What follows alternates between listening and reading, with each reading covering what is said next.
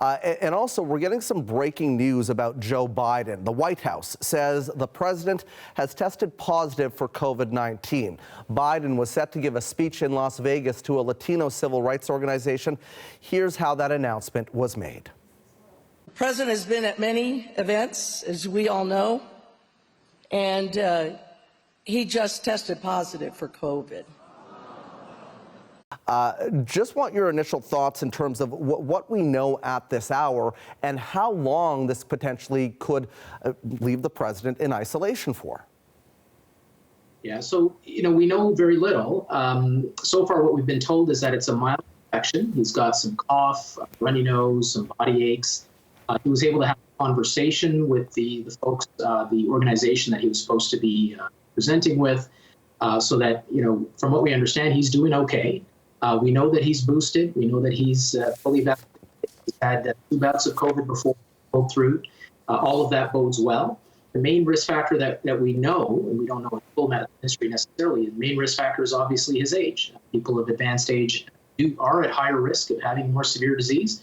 But all indications are that this is going to be a mild infection and that he should recover quickly. The president's doctor said that Biden has received his first dose of Paxlovid. How effective is this treatment in a man of Biden's age, 81 years old?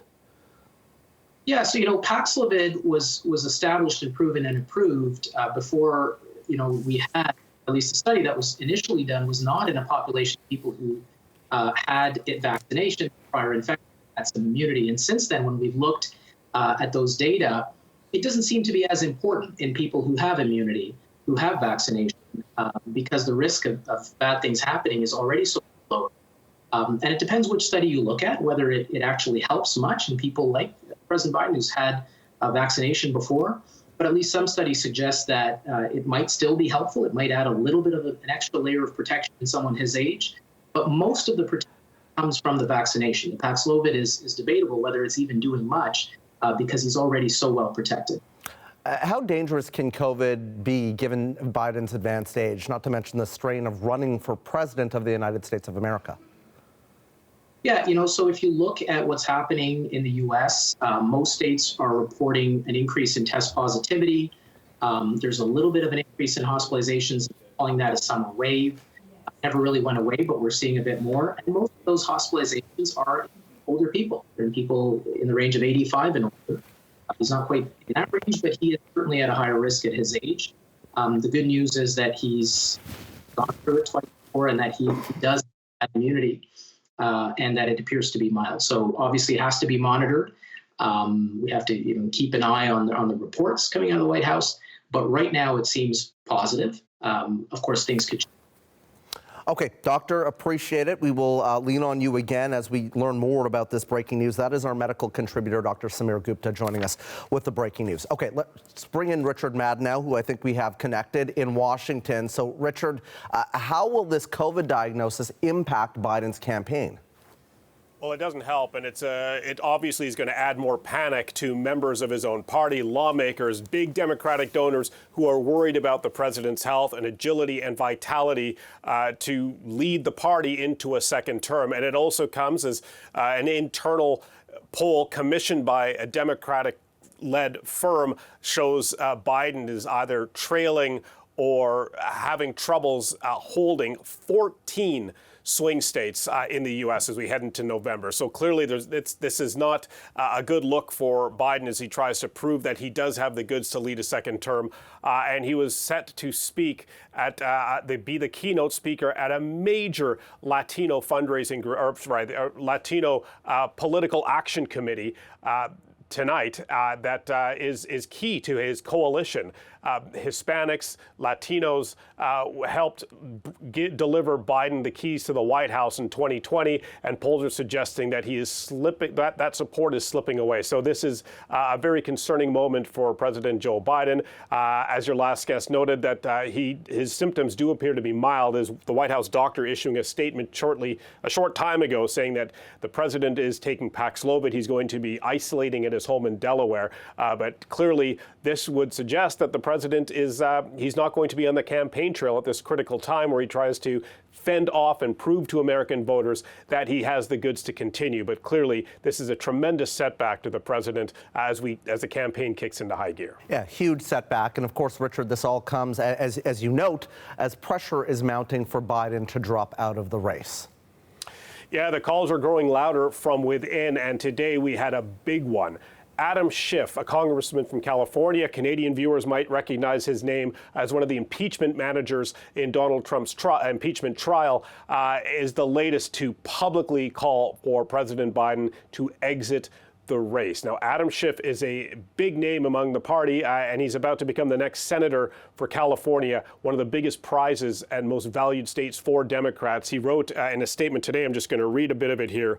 While the choice to withdraw from the campaign is President Biden's alone, I believe it is time for him to pass the torch, and in doing so, secure his legacy of leadership by allowing us to defeat Donald Trump in the upcoming election. He goes on to say, a second Trump presidency will undermine the very foundation of our democracy, and I have serious concerns about whether the president can defeat Donald Trump in November. So Schiff reflecting the growing concern among his own party, and it's not just keys to the White House, it's down ballot races as well. Democrats are at serious risk of losing control of the House and the Senate. If they lose control of the Senate, that means that Republicans would have the power to appoint Supreme Court justices, which would stack the bench with more conservative-leaning judges. So that is a serious concern for Democrats, and that's why they're trying to amplify the stakes are this high this election for that party. And there's a growing concern, a confidence concern that they are having against Joe Biden. And Richard, the Democratic Party is speeding towards a virtual roll call ahead of next month's convention. What do we know so far about this plan? So this is another issue that's upsetting Democrats, rank-and-file Democrats, is the party is keeping this policy they enacted during the pandemic. So essentially, they're going to have a roll call, have all the delegates throw their support behind Joe Biden before their convention starts in August in Chicago. And there had been a push for Democrats to have this open convention, possible challenge for Biden's leadership at the convention in Chicago. So essentially what this does is this cuts this out. It avoids any possible revolt or embarrassment on the convention floor that'll be played out on live television. But in this rule, there is a caveat.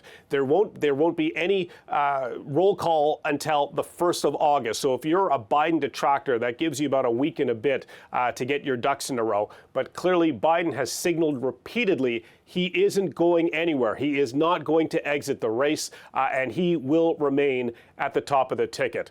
Despite concerns from within that he is losing support among his traditional coalition and including African-American voters and Hispanic voters. He did one interview today, and I should note, before his COVID diagnosis with Black Entertainment Television, and he was asked directly about this lack of enthusiasm among African-American and Latino voters in big swing states, in Atlanta, in Detroit. And here's what Biden had to say to that question. Listen carefully to his response. If you notice, whether it's young blacks or young whites or young Hispanics or young Asian Americans, they've never focused until after Labor Day. I mean, the idea they're focused intently on an election right now is not there. The point is, we're just getting down to game time now. So game time is coming up very quickly. The election is just a few short months away. Polls show Biden lagging behind in several key swing states. And as I noted off the top, 7 in 10 identified Democrats say it's time for a change at the top of the ticket. So if you're a Democrat and you support Biden, you're nervous. If you are a Democrat looking to persuade him to leave, you're starting to panic. And this is just such an extraordinary turn of events from just a few months ago. It is Republicans who are falling in line, and it appears to be Democrats who are falling apart just a few months before Election Day. Such a stark contrast indeed. Richard, appreciate that. That is the CBC's Richard Madden in Washington.